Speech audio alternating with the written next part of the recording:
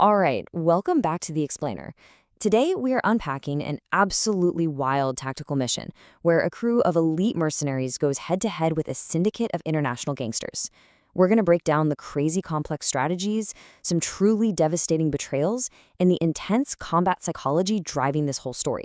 It's a lot to cover, so let's jump right into it. So, we kick things off with this quote: where there are people, there will be war. And wow, this gritty little opening thought perfectly sets the stage for a world that's just been completely torn apart by a devastating 3-year conflict. In this story, this isn't just some poetic throwaway line. It's the cynical, everyday reality these characters are living and breathing. They're operating in a region where the very idea of peace feels like a total joke, and violence is pretty much the only currency anybody respects. It really makes you stop and wonder, how do you even begin to fix a place that is just so fundamentally broken by human conflict?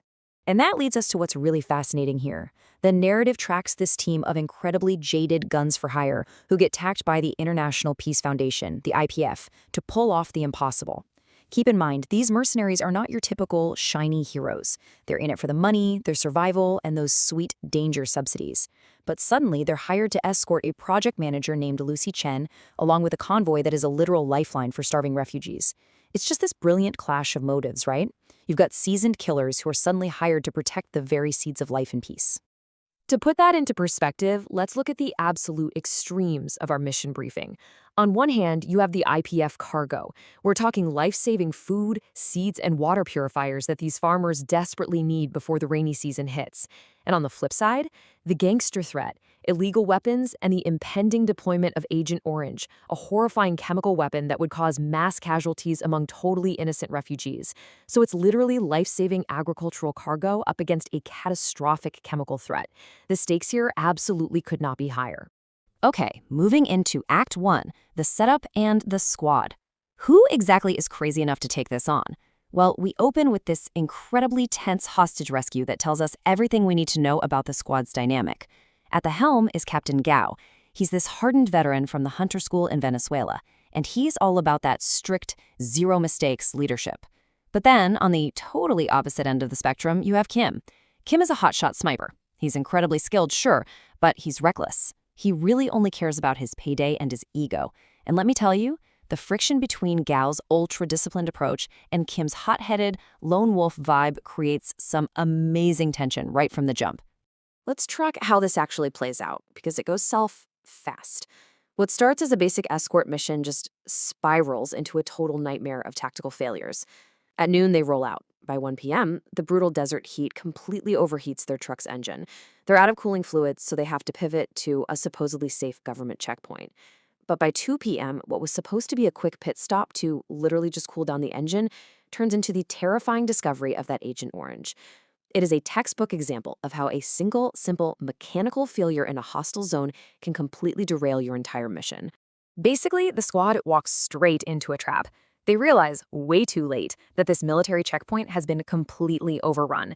And looking back, all the red flags were there.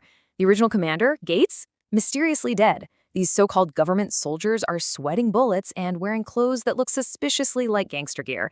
Before the squad can even think about safely extracting, boom, a massive firefight breaks out and the mission is thrown into pure, unadulterated chaos. And then, adding insult to injury, we get the betrayal.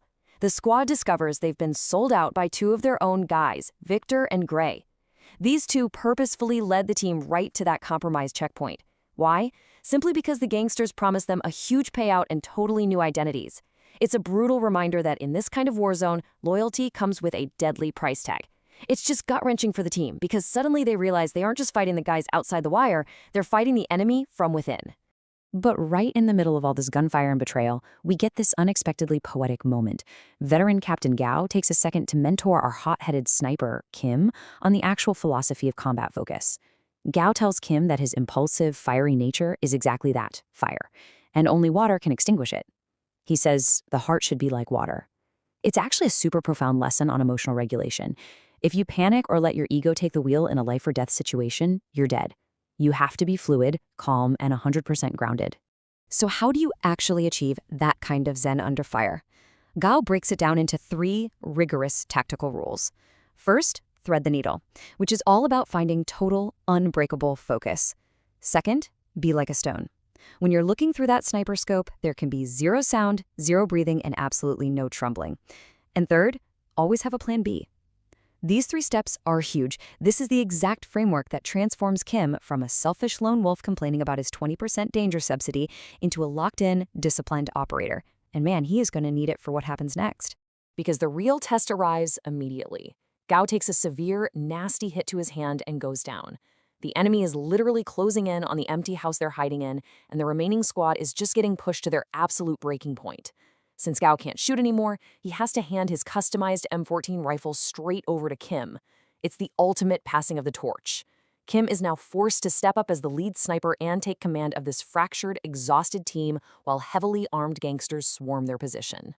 As the gangsters zero in, the walls of their hideout are quite literally crumbling under heavy machine gun fire.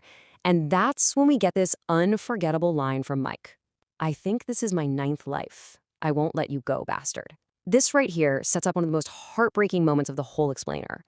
Mike knows they're completely boxed in, so he decides to use this 9th life of his to draw all the enemy fire, just to give his team a fighting chance. It's a brilliantly executed, albeit fatal, distraction maneuver. Mike pulls the entire force of the gangster assault onto himself, and that incredible sacrifice is what allows Kim, Lucy, and the rest to slip out. And if that wasn't emotional enough, Captain Gao immediately follows suit, bravely deciding to stay behind to hold the line, telling Kim it is a true honor to give his life on the battlefield. The emotional toll on the surviving characters here is just staggering. So now, facing truly impossible odds, zero backup, and absolutely no chance of getting paid, we gotta ask, how on earth does a broken squad intercept a massive chemical weapon drop? They've lost their captain, they've lost their friends, and the gangsters are actively moving the Agent Orange to the airport to wipe out thousands. Kim and Lucy could so easily just walk away and save themselves, right?